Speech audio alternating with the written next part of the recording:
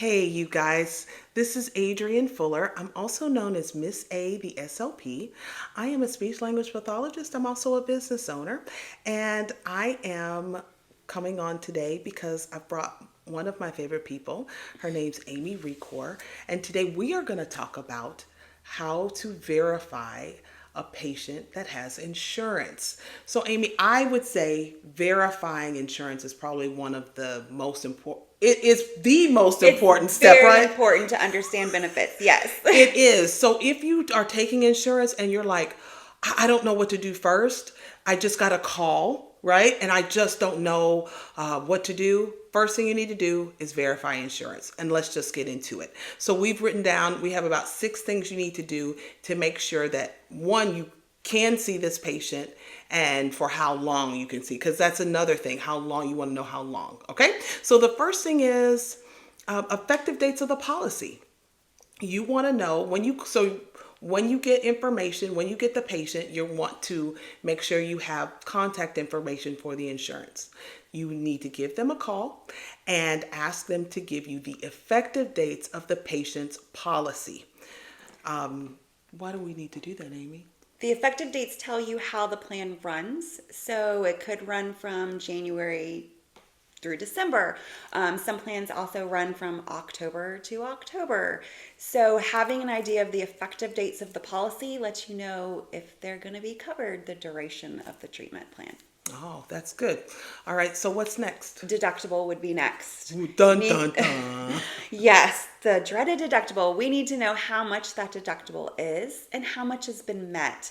Now, if you're on a policy with other family members, there's what's called an individual deductible and a family deductible. So that there might be two different amounts there. Basically, if the individual deductible is met for that patient, great. If there's a family deductible, which is usually higher, if that's met, also you need to know if there's a deductible that you need to collect for. Just a question that just popped into my head. A lot of times, when the deductible has not been met, how does the insurance company know when it has been met? Because in theory, the provider should be billing, right? Correct. So the deductible met does change, and there is one of those disclaimers when you call the insurance company because they're constantly getting in new claims that will apply towards the deductible. But the deductible has to be met first and foremost before they're going to pay any money out. So you can ask them how much the deductible has been met or how much has been met towards it, and they will tell you. If a lot of the big commercial insurance companies, we're going to say like the Blue Crosses, the United Healthcares, the Aetnas, when you can verify benefits online and you can see exactly how much they've applied towards that deductible, and just know that you're going to be collecting your payment in full while that deductible is being met. She raises a good point. Use the tools of technology. I talk to a lot of therapists, speech, occupational, even mental health that feel like, oh, I tried to call and I couldn't get anyone. You have a point, Amy. Get online and use their portal, and you can get a lot of information that way. And sometimes it's probably more up to date, right? Yes, it's very accurate. I actually just had a phone call yesterday of a patient of ours, and mom was calling saying, how much more do I have to meet on my deductible? So I was able real quickly to hop onto the portal of her insurance carrier and tell her exactly how much that she had met. And so she knows moving forward through his treatment how much more she's going to be paying out of pocket. Oh, that's a good one. All right, what's next? Next would be you need to find out about copay or coinsurance. A copay will apply when there's no deductible. Coinsurance will apply after the deductible has been met. It's usually 80-20, 70-30, sometimes 50-50. Just sort of depends on the policy. But you definitely need to know once that deductible is met, I'm going to have to change my billing to the correct coinsurance amount for that patient. Ooh, that's good.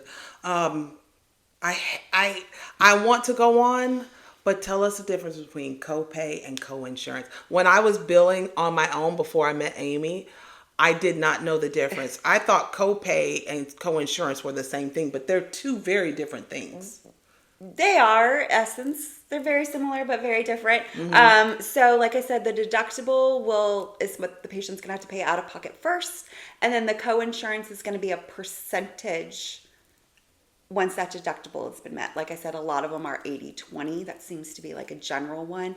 And that means that the insurance will pay 80% of your rate, and then the remaining 20% is going to be the patient's responsibility. A copay is just a flat dollar amount every time they come into your office. 15, 20, well nowadays it's more like 35, It 40, is. $50. Copays have gone. Remember Yes. the $5 copay days? Yes. Oh my gosh, Yes. that was really a thing, you guys. It really was. But so a copay is just, you don't have to charge them a deductible or anything. You're just collecting that copay amount. Okay. And just one more clarification. When they have not met their deductible, you said they'll charge their rate, but it's the rate that they have agreed to when they sign the insurance contract. Is that right? Right. If you are an in-network or a contracted provider, then you are only going to charge your contracted rate.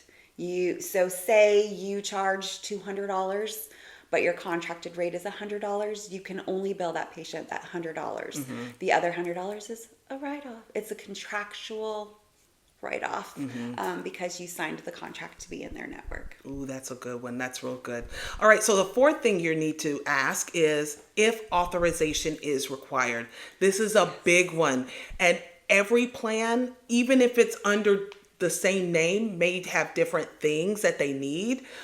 Or you may have patients with different insurance plans. So be sure you ask, is authorization for eval or is authorization for treatment required? Correct. Without that authorization, if it is required, you will not get paid and you cannot bill the provider or the patient for that. Yes. So if you miss a step and you skip that step, you can't say, oh, they're just not paying it, so you owe it. No, that's just not how that works. No, that is a very important question, is defining out if authorization is required. Yes. So super, super important. Yes. All right. What's number 5? Well, one of the important things is you need to know where to submit the claim. Sometimes they'll give you what's called a payer ID because now everything moves in the electronic world, and that is just like the electronic number where the claim goes off to. But you want to get a physical address also, just in case you have to send in any documentations, letter of medical necessities, anything like that. You will need to have a physical address to where that claim and that documentation needs to go to. Ooh, that's a good one. That's so good. Okay, next is the last thing you need to make sure you ask is the reference number for the call. My favorite. Once you get to that end of the call, most operators now will ask if you want or need a reference number. Say yes, but then we recommend that you create a form. And guys, there's no download here on this one. Just create, and like with these 6 things, just make it super simple. And then make sure their name is the patient's name is on it, date of birth, these things, and then the reference number at the bottom, and then keep that either in their soft file, upload it if you have an EMR. So then you're not looking, for lack of a better word, crazy when they said, oh my gosh, we never said that it didn't need to be authorized. But if you have the authorization number, or the reference number, they can pull the call. Yes. That is why it's my favorite thing. One of the most important things is to get that reference number, because anytime you contact the insurance moving forward, they're going to say, well, do you have a reference number for that? Yes, I do. My reference number is da-da-da. And like Adrian said, they can pull the call, they can see the notes, they can see what happened with the misinformation that was given. We hope that this has been super helpful, Adrian and Amy from Speech Builders, and we look forward to maybe doing this again, but we hope this is helpful. Of course, if it is, make sure you comment or like it or share it, right? All right, wishing you a great day. Until next time, bye.